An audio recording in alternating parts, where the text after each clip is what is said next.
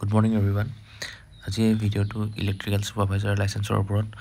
বা ৱৰ্কমেন পাৰমিটৰ ওপৰত বনাইছোঁ ইলেক্ট্ৰিচিয়ান কেণ্ডিডেটসকলৰ বাবে বিশেষকৈ ইলেক্ট্ৰিচিয়ান বা ৱায়াৰমেন কেণ্ডিডেটসকলৰ বাবে ভিডিঅ'টো ষ্টাৰ্ট কৰিছোঁ বহুত ইলেক্ট্ৰিচিয়ান কেণ্ডিডেট বা ইলেক্ট্ৰিকেল ডিপ্ল'মা কৰা কেণ্ডিডেটৰ এটা কনফিউজন থাকে বা ৱায়াৰমেন কেণ্ডিডেটৰ কনফিউজন থাকে যোনে ডিপ্ল'মা কৰিছে বা ডিপ্ল'মা কৰি পিনি আকৌ ITI কৰিছে বা ITI কৰিছে ITI কৰি পিনি আকৌ ডিপ্ল'মা কৰিছে বা কোনোবা ITI বা ডিপ্ল'মা কৰক বা নকৰক এই লাইসেন্সখন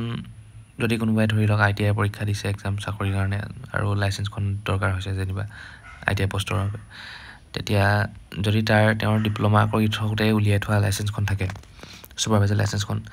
তেতিয়া তেওঁ কনফিউজন হয় যে আকৌ ITI কৰিছোঁ যিহেতু ITI পোষ্টৰ কাৰণে এপ্লাই কৰিছোঁ আকৌ ITI থ্ৰুদি ওলোৱা লাইসেন্সখন লাগিব নি তেনেকুৱা কোনো কথা নহয় লাইসেন্সে ITI কৰি পিনি ওলালেও বা ডিপ্ল'মা কৰি ওলালেও লাইসেন্সে তাত লিখা নাথাকে যে ল'ৰাটোৱে ডিপ্ল'মা কৰি ওলোৱা লাইসেন্স হয় বা ITI কৰি ওলোৱা লাইসেন্স যেনেকৈ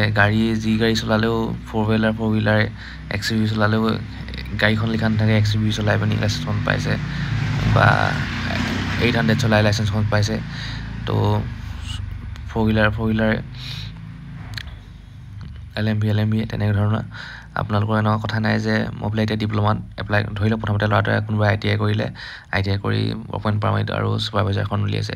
এতিয়া ডিপ্ল'মা ধৰি লওক নতুনকৈ পাছ আউট হৈছে ITI কৰাৰ পিছত ডিপ্ল'মা লেটাৰেল পাছ কৰিলে তাৰপিছত ডিপ্ল'মাৰ নতুন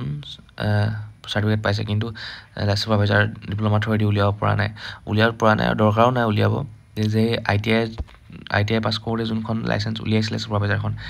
সেইখনেদি এপ্লাই কৰিব পাৰিব বা চাকৰিত জইন কৰিব পাৰিব এনেকুৱা কথা নহয় যে এতিয়া ডিপ্ল'মাৰ পোষ্টত এপ্লাই কৰিছে এতিয়া ডিপ্ল'মা লাইসেন্সখন দৰকাৰ হ'ব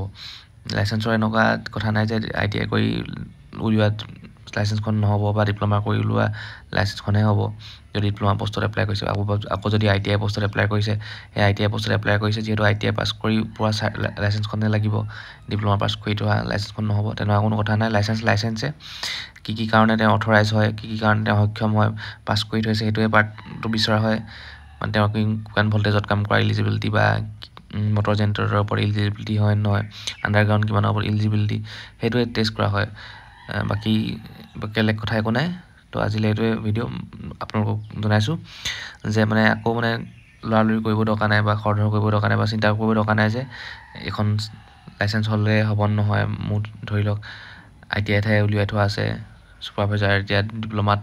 চাকৰিটো পাইছোঁ ডিপ্ল'মাৰ কাৰণে উলিওৱা নাই হ'ব নহয় বা নহ'ব নেকি চিন্তা কৰিব দৰকাৰ নাই তো সেইটো কাৰণে ভিডিঅ'টো বনালোঁ থেংক ইউ